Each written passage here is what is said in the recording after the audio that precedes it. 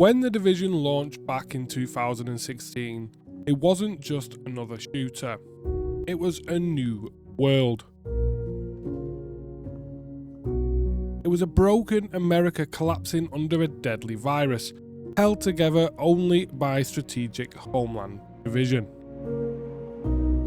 And for nearly a decade, this franchise has evolved.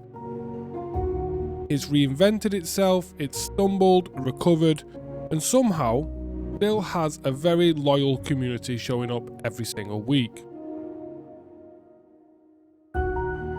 This is my personal thoughts on how The Division changed over the years, what survived the journey, what didn't, and why even today, people still jump back in.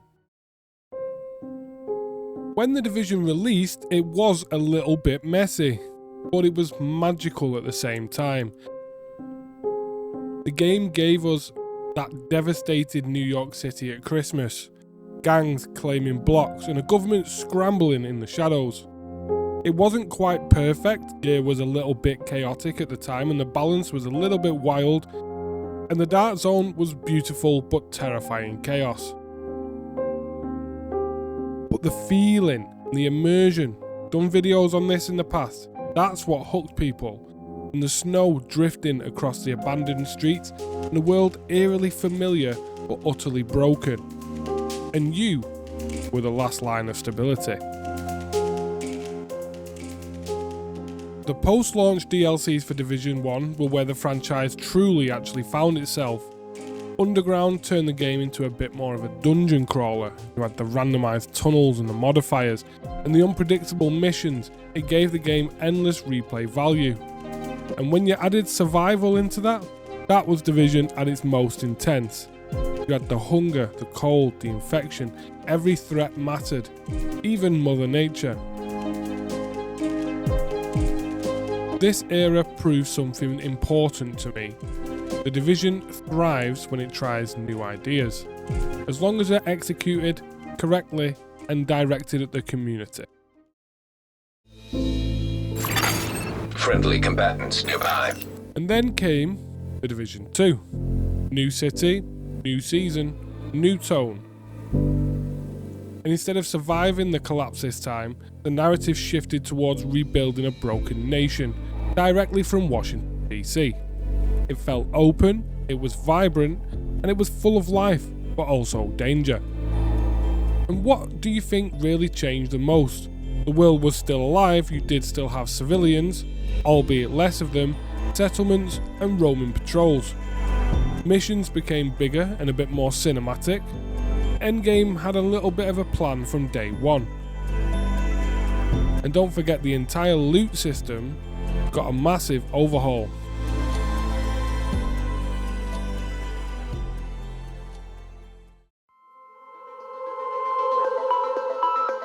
After you complete the main game, the Warlords of New York was a full circle moment.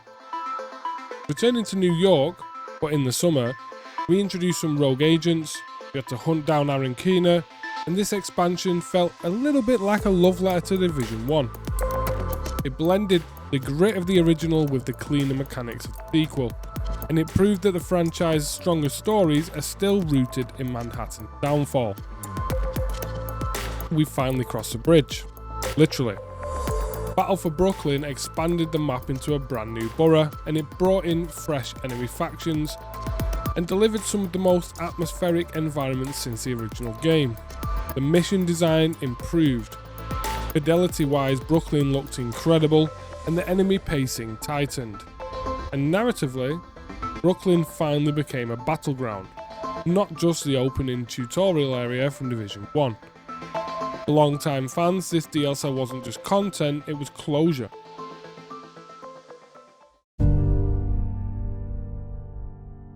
As the world of The Division grew, the factions hardened, they adapted. And when three major hostile groups forged a desperate alliance, everything changed. The season, The Pact, kicked off on September the 9th, 2025, and it completely smashed the story to pieces. These weren't just random gangs anymore. The True Sons, Hyenas and the Outcasts, once brutal rivals in the ruined DC, They had now allied, forming a pact that stunned the agent community. At the heart of it all lurked the Black Tusk, pulling strings behind the scenes whilst players as Division agents scrambled to investigate a conspiracy that stretched deeper than turf war. Agent intel revealed that personnel like the manager and executives under Natalia Sokolova were coordinating secret operations, tying production, supply lines and weaponized warhounds into the Pact's attacks. A climactic mission at the tidal basin saw agents crashing a summit of hostile factions, one that revealed the alliance was already breaking under the weight of Black Tusk's betrayal. From a systems perspective, this season introduced a new retaliation mode, a map-wide mechanic where faction pressure builds, zones go into revolt, and the agents must retake the territory under tight timers. In short, the Pact isn't just another season, it changed how the war is fought. The enemy isn't just out there, it's now reorganising beneath the surface, and the Division must respond accordingly. Alongside the Pact storyline, Ubisoft also confirmed something fans have been wanting for years. Survivors, one of the most iconic DLCs of the Division, is finally coming to Division 2. And this is a major lore update. This arrival connects Division 2 directly to themes from Division 1 and expands the world beyond SHD factions' rogues. It's a reminder that the post-crisis world is bigger than Washington or New York. But what actually survived?